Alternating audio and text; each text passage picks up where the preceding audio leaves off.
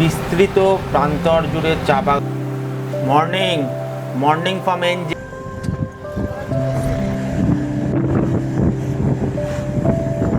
আমাদের Mahananda wild life সেঞ্চুরির last green gateway.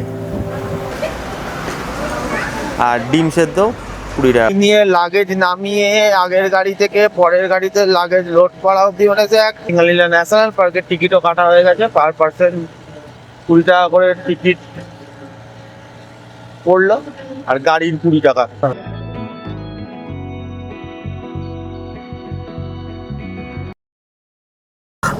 নমস্কার, আমি অর্ক রায়। একটা নতুন ভ্রমণের গল্পে আজ জুড়তে চললাম। আজ 3 জুন 2026 সাল। এই প্রায় হাওড়া স্টেশনের কাছাকাছি পৌঁছে গেছি। আজ আমাদের গন্তব্য পশ্চিমবঙ্গেরই দার্জিলিং ডিস্ট্রিক্টের সান্দাকফু। এই টাইমে কোনো দিন নর্থ বেঙ্গলে যাইনি, যা গেছি ম্যাক্সিমাম ডিসেম্বর নাগাদ। দেখা যাক কতটা প্ল্যান সাকসেসফুল হয়, আকাশ কতটা পরিষ্কার থাকে, মাইটি কাঞ্চনজঙ্ঘা আমাদের দেখা দেয় কি না। আর এই ট্যুরে আমাদের সঙ্গে রয়েছেন আমার মিসেস, আমার অফিস কলিগ, তার মিসেস আর তার ছেলে এবং আমার মেয়ে।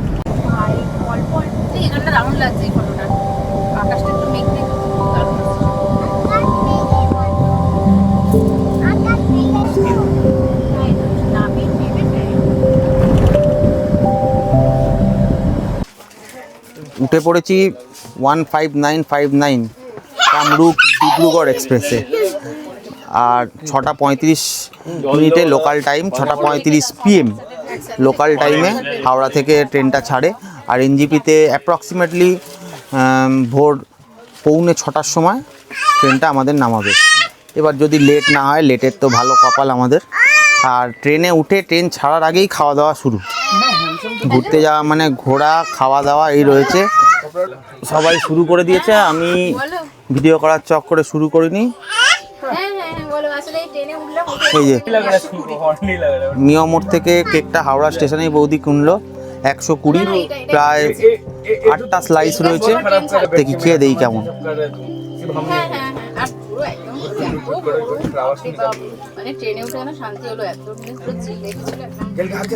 যথেষ্ট ভালো খেতে, তবে বাইরের যা টেম্পারেচার তার থেকেও যা হিউমিডিটি, অবস্থা পুরো খারাপ। পুরো ভিজে জামা কাপড় এসিতে ওঠার পর খুলতে বাধ্য হলাম। এখন দাঁড়িয়ে আছি নবদ্বীপ স্টেশনে। রাত্রি 9টা বাজে। ট্রেন তো মোটামুটি 20-25 মিনিট লেট। আর নবদ্বীপ আমরা কে না জানি, চৈতন্য মহাপ্রভুর জন্মস্থান। বেশ ফাঁকা স্টেশনটা কিন্তু।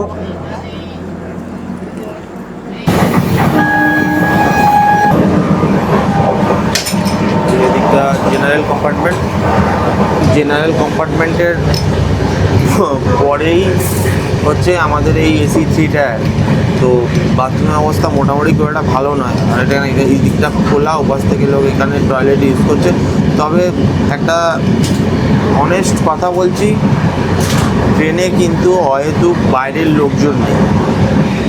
মানে অন্যান্য আমরা অন্য স্টেটে যেমন, বিশেষ করে উত্তর দিকের স্টেট উত্তরপ্রদেশ, বিহারে যেমন দেখি যে বিভিন্ন মানে AC 3 টায়ার, জেনারেল সবে বিভিন্ন রকম টিকিটের, বিনা টিকিটের লোকজন, জেনারেল টিকিটের লোকজন সমস্ত রকম উঠে পড়ছে। এই জিনিসটা কিন্তু নেই। পাশেরটাই একদম জেনারেল বই, কিন্তু কেউ একটা চলে আসছে না, তারা নিজেদের বগিতেই রয়েছে। শুধুমাত্র বাথরুম ইউজ করার জন্য কিন্তু আসছে। এটা বেশ ওয়েস্ট বেঙ্গলে কিন্তু ডিসিপ্লিন আমি দেখেছি। প্রচুর ভিড় ট্রেনেও এই জিনিসটা মোটামুটিভাবে এখনও ভালোই ডিসিপ্লিন। রাত প্রায় 10টা বাজে, আমাদের ডিনারের টাইম হয়ে গেছে। আর ডিনারে প্রচুর মেনু, কিছু আমি করিনি, আমার বউও কিছু করেনি, একদম গায়ে হাওয়া লাগিয়ে বেরিয়েছে। বৌদি বাড়িতে টোটাল পুরোটাই অ্যারেঞ্জমেন্ট করে এনেছে। লুচি আছে, আলুর দম আছে, আলু ভাজা আছে। আবার এরপর ডিনার হবে এবং সোজা ঘুম ছাড়া আর কিছু মাথাতে ভাবনাই আসছে না। আলু ভাজার লুচি ডিস্ট্রিবিউশন চলছে। লুচি ছিঁড়ে ফাটাফাটি ব্যাপার। প্রচুর আলুর দম, খাবার শেষ হওয়ার কোনো প্রশ্নই নেই। আর কাল সকালে আবার দেখা হচ্ছে। ভোর হয়েছে, কিষানগঞ্জ পেরানোর পর কিন্তু আকাশের মুখ ভার।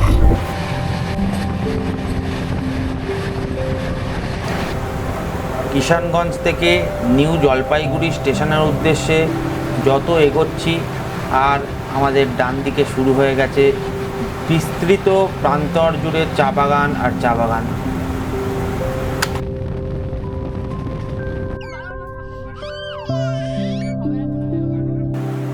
Morning morning from NJP. Right টাইমে তো নয়, প্রায় আধ ঘন্টা লেটে কামরূপ এক্সপ্রেস পৌঁছালো 4 তারিখে সকাল প্রায় 6টা।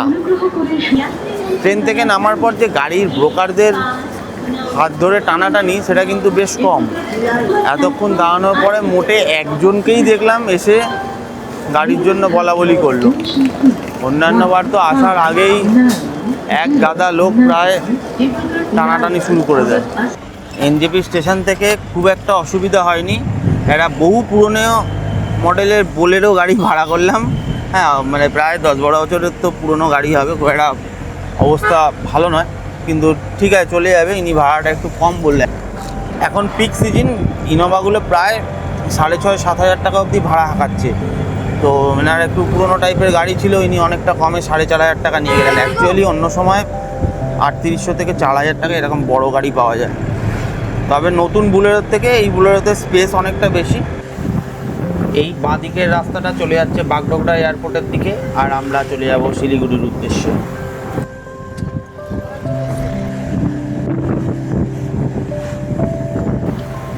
শিলিগুড়ি থেকে প্রায় 16 কিলোমিটার আসার পর শুরু হয়ে গেল আমাদের শুকনা ফরেস্ট, আর এটাই আমাদের মহানন্দা ওয়াইল্ড লাইফ সেঞ্চুরির লাস্ট গ্রিন গেটওয়ে।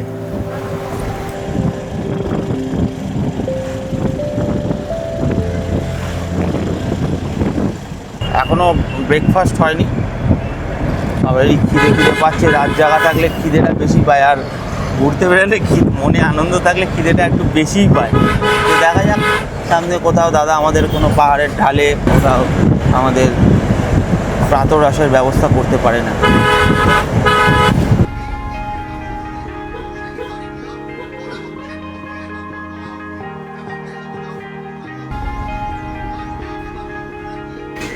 পাহাড়ে উঠেই ব্রেকফাস্টে বসে পড়লাম। আর আজকের প্রথম দিনের আমাদের মেনু হচ্ছে পাহাড়ে যেটা মোটামুটি উঠলেই খাওয়া শুরু করে দেয় সব, মানে ম্যাক্সিমাম লোকে, ম্যাগি আর মোমো। আর এই আমাদের ম্যাগি এসে গেছে, আর এই এক প্লেট ম্যাগি 70 টাকা। এখানে সব কিছুই 70 টাকা করে। আর এইখানে এই একটা 3টে রুটি আর 2 রকম তরকারি দিয়ে, একটা চানা মশলা টাইপের তরকারি আর একটা ডাল দিয়ে, এটাও 70 টাকা। আর ডিম সেদ্ধ 20 টাকা করে।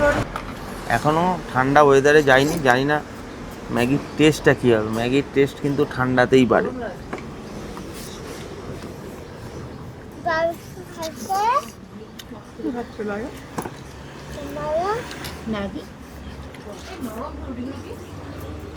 একদম গরম করে দিয়েছে। রুটি আর কি দিলে? ফাটাফাটি।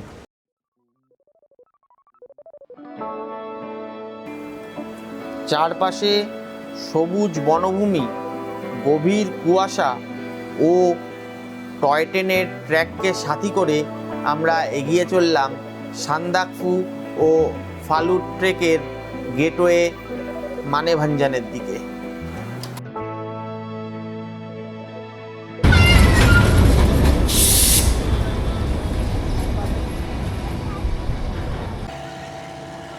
প্রচণ্ড জ্যামের মাধ্যমে আমরা ওই 10:30 পৌনে 11টা নাগাদ মানেভাঞ্জে পৌঁছেছি।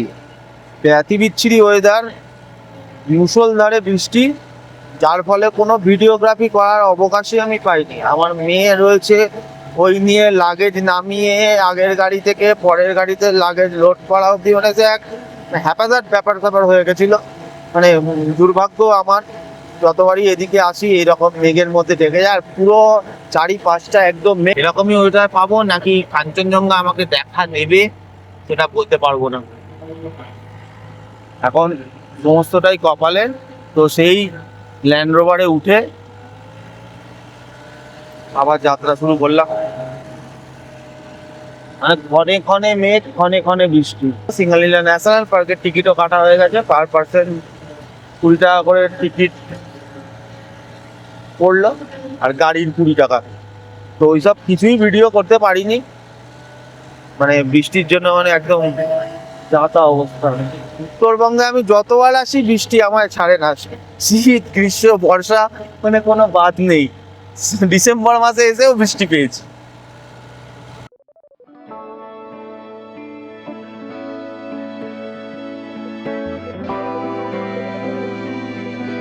রাস্তার এই দিকটা নেপাল, আর আমরা গাড়ি যাচ্ছে এই আমাদের ওয়েস্ট বেঙ্গলের মধ্যে দিয়ে, ভারতের মধ্যে দিয়ে। আর রাস্তার এই সাইডটা নেপাল, এইদিকে যা আছে সমস্ত কিন্তু নেপালের অন্তর্ভুক্ত।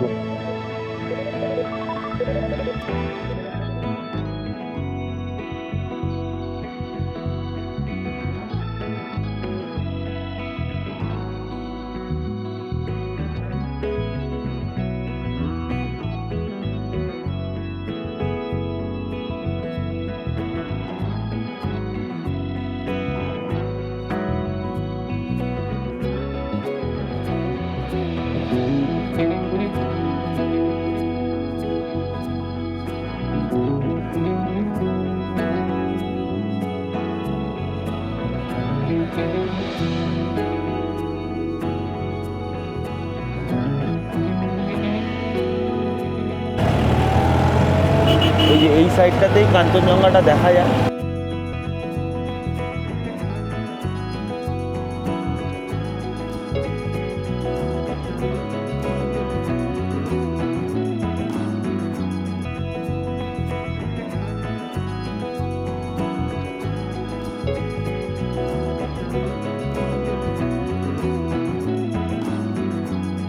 ওই যে দূরে দেখা যাচ্ছে পাহাড়ে ঘেরা টংলু পোখরি বা লেক, যেটা সমুদ্রপৃষ্ঠ থেকে প্রায় 10,070 ফুট উচ্চতায় অবস্থিত। এখন দুপুর প্রায় 2:30 বাজে। তামলিংয়ে এখন দাঁড়িয়ে রয়েছে। তামলিংয়ে একটু টি ব্রেক চলছে। চারিদিকে অপূর্ব দৃশ্য, তার মধ্যে এই চা, এবার ভাবাই যায় না। এক অদ্ভুত নেশা, এক অদ্ভুত ফিলিংস, যার আছে সেই বোঝে। অনেকে ভাবে কি হয় পেয়ে একই তো জিনিস বারবার, কিন্তু এই নেশা যার লেগেছে সেই বোঝে। এই আফিমের থেকেও ভয়ঙ্কর নেশা। এই ওই পাশের রাস্তা দিয়ে গিয়ে মোড়টা থেকে এইদিকে নেমে আসতে এখানে হোমস্টে রয়েছে, আর কেউ যদি এই তামলিংয়ে স্টে করতে চায় আরামসে থাকতে পারে। তবে চারিদিকের দৃশ্য খুব মনোরম।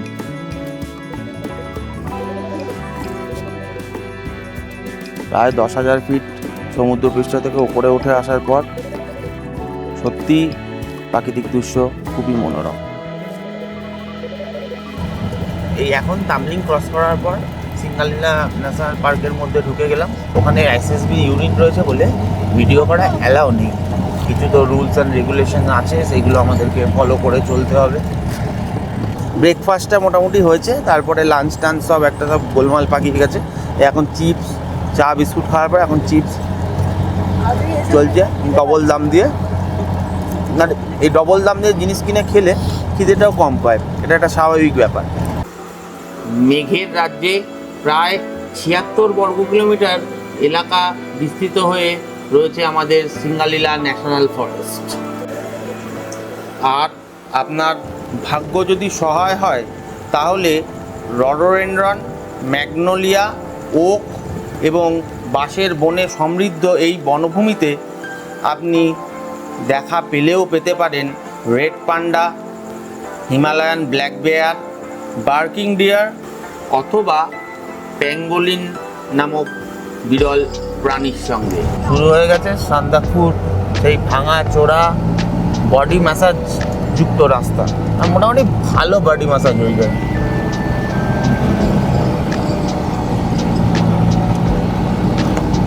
এখন কিন্তু আগের চেয়ে রাস্তা অনেক বেটার, অনেক। আমি 2019 সালে এসেছিলাম, তখনকার থেকে ফার বেটার। এইসব রাস্তা তখন রাস্তা ছিল না, পুরো মাটির। তামলিংয়ের পর থেকে পুরো রাস্তা বেকার। এখন তো তামলিংয়ের পর থেকেও দেখছি অনেক রাস্তা ভালো, এবং ভালো করেছিল, ইদানিং ভেঙে গেছে। পুরো মেঘে ঢাকা চারিদিক।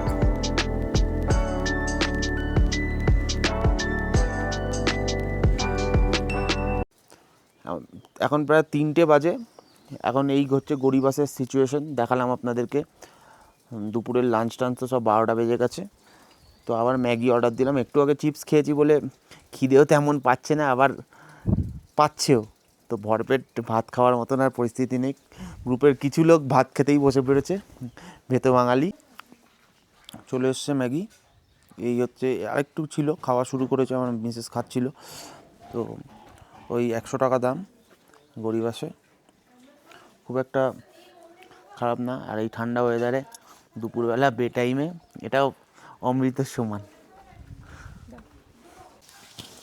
আচ্ছা, দাদারা ভাত খাচ্ছেন, খাওয়া শুরু করেছেন। একটু দাদাদের ভাতের রিভিউটা দিয়ে দিচ্ছে দাদা। না, সত্যি সুন্দর খাওয়া। এরকম গ্রামের মধ্যে, একটা পাহাড়ি গ্রামের মধ্যে এত মানে ভেজিটেবল এত সুন্দর, সত্যি সুন্দর। চালটাও ভালো, চালটা ভালো, নরম, খুব মোটা চাল নয়। সবজি। আচ্ছা, অমলেট 30 টাকা, আর ভেজ থালিটা হচ্ছে 250 টাকা। এই হচ্ছে আমাদের গরিবাসের, যেখানে আমরা লাঞ্চ করলাম, ম্যাগনোলিয়া হোমস্টে।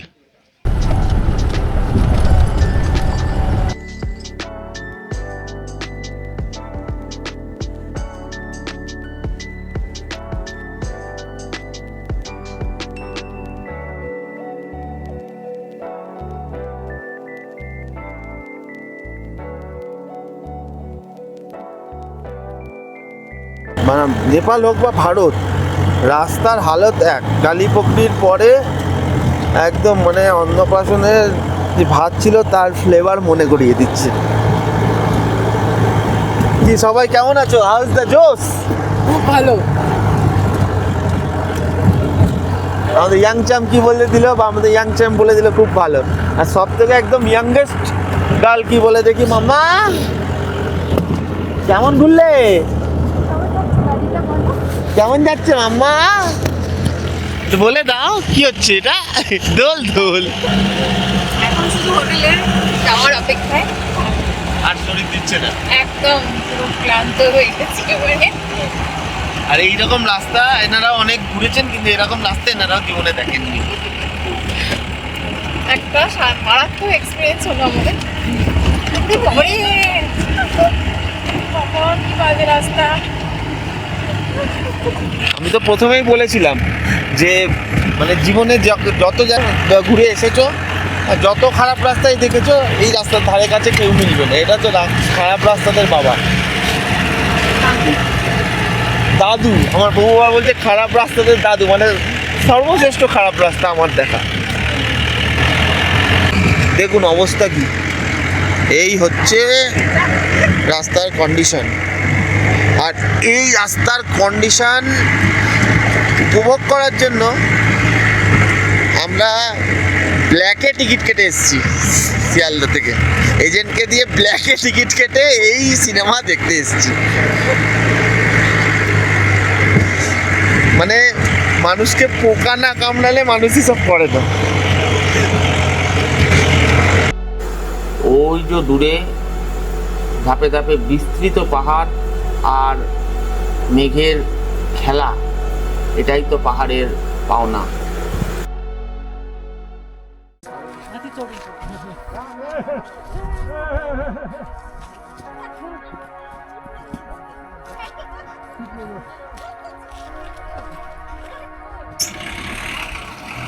দেখুন এই হচ্ছে রাস্তার অবস্থা। এখান থেকে গাড়ি ওঠা কি চাপের।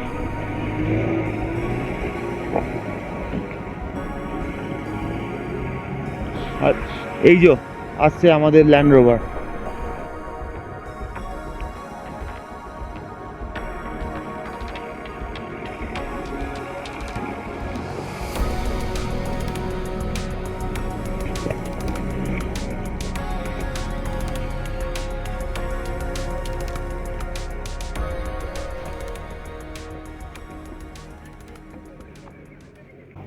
এই হচ্ছে এখানকার অবস্থা। এই যে আমার জন্য ওয়েট করছে, উঠে পড়ে লাস্টের 1 কিলোমিটার যাত্রা কমপ্লিট করে সান্দাকপুতে পৌঁছেছি বিকেল 5টায়। আর প্রথমে হোটেল সানরাইজে গেলাম, তো ওদের আজকের দিনের রুম হবে, কালকের হবে না। এবার কালকেরটা আমাদেরও থাকা আনসার্টেন, কারণ ওয়েদার খুবই খারাপ, পুরো মেঘে চারিদিক দেখুন, পুরো মেঘে আচ্ছন্ন হয়ে রয়েছে। তার ফলে আমরা সানরাইজে থাকলাম না, আমরা চলে গেলাম তার পাশেই আর একটা বড় হোটেল, সেটা হচ্ছে শেরপা। বেশ ভালো, এর সামনের পজিশনটা খুব ভালো, পোর্শনটা খুবই ভালো, একটা ফ্রন্ট স্পেস রয়েছে, এখানে খাওয়া আড্ডা মারা, সন্ধ্যেবেলা বসে লাইট জ্বালানো থাকলে বেশ ভালো লাগে, অ্যাম্বিয়েন্সটা যথেষ্ট ভালো হবে। দেখা করছি সন্ধ্যেবেলা।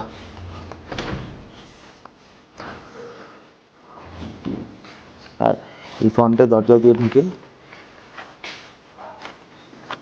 এইখানে একটা ডাইনিং রুম, এখানে কাউন্টার রয়েছে, অনেকে রিসেপশন, আর এই দিকটা ডাইনিং রুম। এই দিক দিয়ে ঢুকে এই রুমটা আমাদের রয়েছে, আর এই রুমটা ছোট রুম, বেশ ছোট, গিজার চলে না বলছে, তবে বেড হিটারটা চলছে। বাথরুমটাও এই কুমোড রয়েছে, একটা হ্যান্ড শাওয়ার রয়েছে, গিজার রয়েছে, কিন্তু গিজার চলে না বলছে, ভোল্টেজ এত ডাউন তাই গিজার চলে না। একটা মিরর রয়েছে, আর বেড, চার্জিং সকেট, এই হচ্ছে রুম। আর সব থেকে বেস্ট জিনিস যেটা আমার লেগেছে এটার ফ্রন্টের পজিশনটার পর এই ব্যালকনি।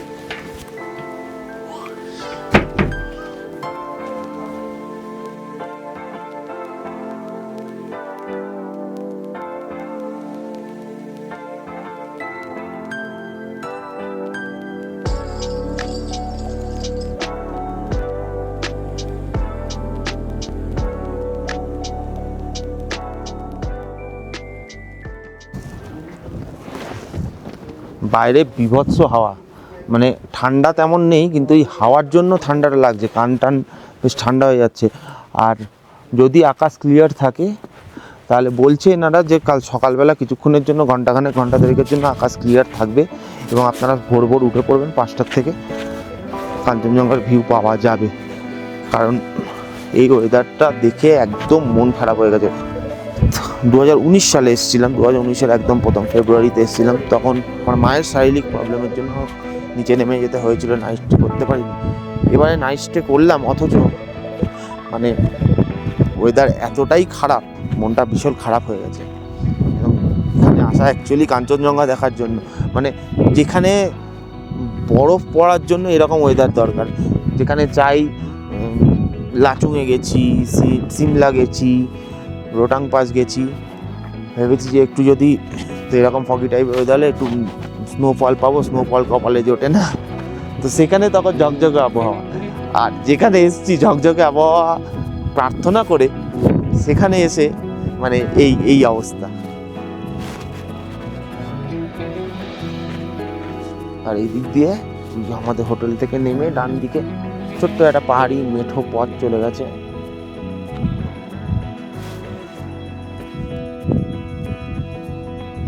এখান থেকে ফালুট সোজা 21 কিলোমিটার, থাকুম ভ্যালি 7 কিলোমিটার,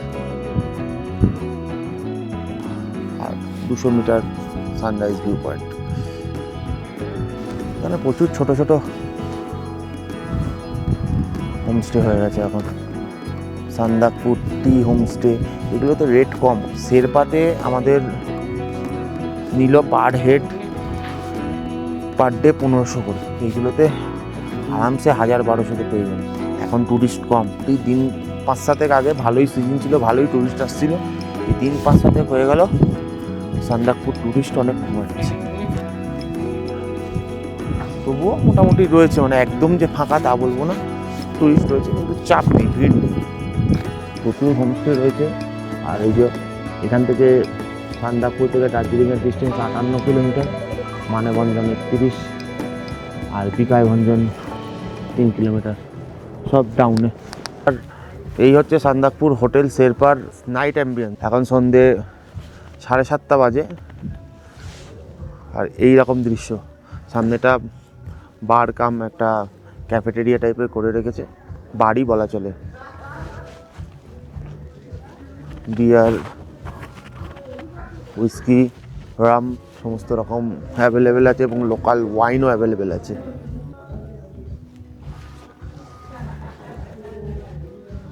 নাইট অ্যাম্বিয়েন্সটা সত্যি দুর্দান্ত।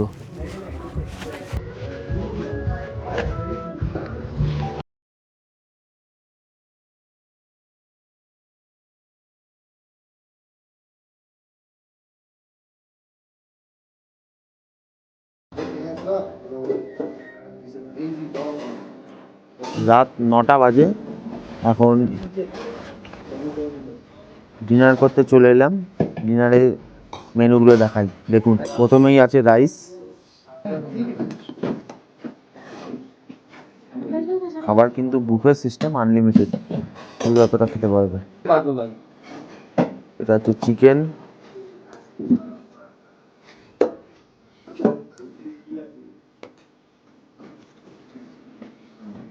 ডাল,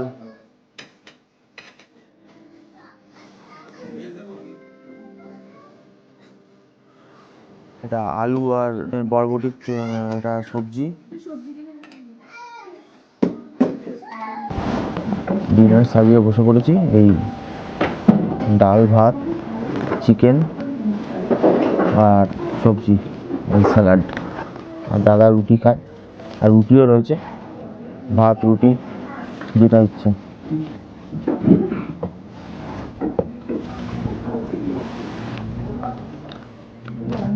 একটা জিনিস লক্ষ্য করলাম, ভাতের চালটা খুব ভালো, সরু চাল, মোটা চাল নয়, বেশ সরু চাল, একদম গরম খাবার।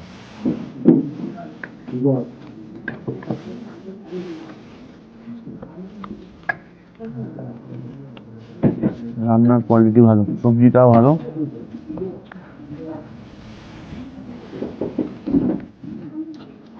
ডালটাও চলে যাবে।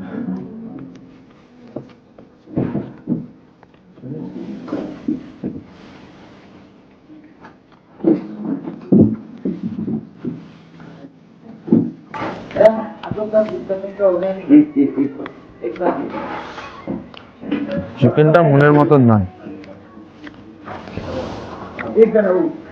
অতিরিক্ত ঝোল, মানে পান্তা টাইপের খেতে, টেস্ট নেই, 0 মার্কস, 0। 10-এ 100-তে যাতেই মার্কিং করবি না কেন, 0-এর বেশি দেওয়া যাবে না, চলবে না।